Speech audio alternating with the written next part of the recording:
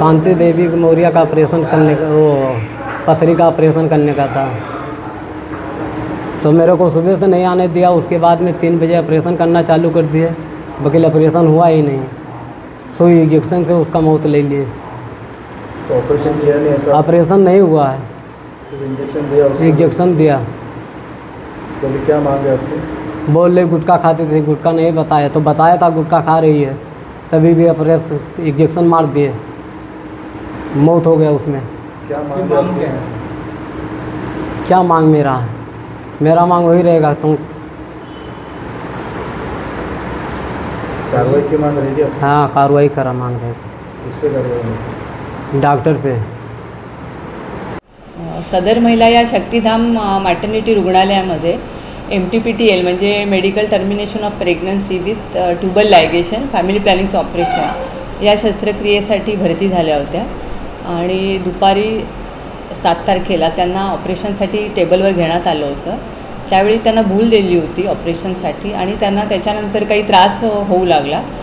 त्यावेळेला मग तिथल्या डॉक्टरांनी त्यांच्यावर उपचार सुरू केले होते आणि उपचारादरम्यान त्या सेटल होत होते असंही वाटत होतं, पण काही वेळानंतर परत त्यांना त्रास जास्त होऊ लागला। मग त्यावेळेला फिजिशियन डॉक्टर यासुद्धा उपलब्ध होत्या, पण शस्त्रक्रिया सुरू करण्यात आली नव्हती। पण त्यांचा त्रास वाढल्यानंतर मग त्यांना प्रायव्हेट हॉस्पिटलला शिफ्ट करायचं असं ठरवलं होतं आणि त्यांना तिथे घेऊन गेले होते, पण त्या दरम्यान त्यांचा मृत्यू झाला। तिचे जे पती आहे त्यांचं असं म्हणणं आहे की तिच्या काय पथरी आणि किडनीचं काहीतरी ऑपरेशन होतं, असं काही आहे का? असे सांगून त्यांना बोलवण्यात आलं होतं असं त्यांचा आरोप आहे? नाही, आमच्या आशा वर्कर ह्या सर्वे केला जातो, तर त्यांच्या वेळेला असं आढळून आलं होतं की त्यांनी स्वतः सांगितलं होतं की त्यांना 3 मुलं आहेत आणि त्यांची 5वी वेळ आहे ही, आणि हे मूल त्यांना नको आहे। त्याच्यामुळे मग त्या सफाई करण्याबरोबर आपल्याकडे फॅमिली प्लॅनिंगचं ऑपरेशन पण करून देण्यात येतं। तर त्यामुळे तसं सफाई आणि फॅमिली प्लॅनिंगचं ऑपरेशन ह्याच्यासाठी त्या भरती झाल्या होत्या आणि योग्य प्रकारे त्यांची कन्सेंट ज्याला म्हणतो आपण ते सुद्धा घेण्यात आलं होतं। ICU नव्हता त्यात, तो पण एक कारण असल्याचं बोललं जातं आहे, त्यामध्ये किती तथ्य आहे? आपल्या मॅटर्निटी हॉस्पिटलला आता तरी सध्या ICU सेवा नाही आहे आपल्याकडे उपलब्ध। त्या महिलेला ICUची गरज होती का?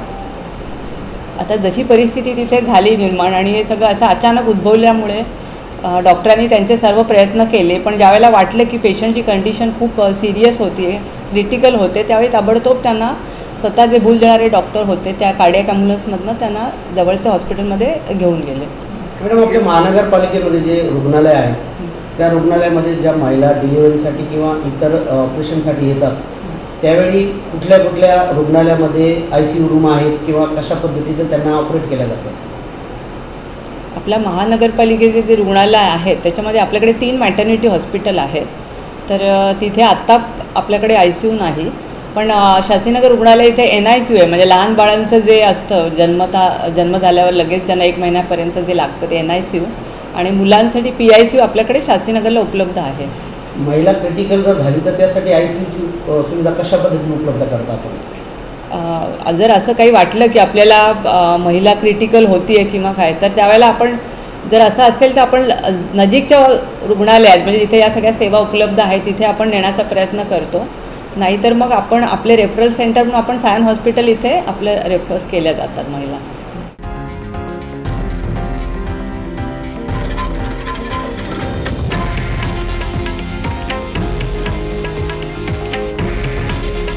हे आहे देशातील नंबर 1 न्यूज नेटवर्क आणि आपण पाहत आहात TV9 मराठी।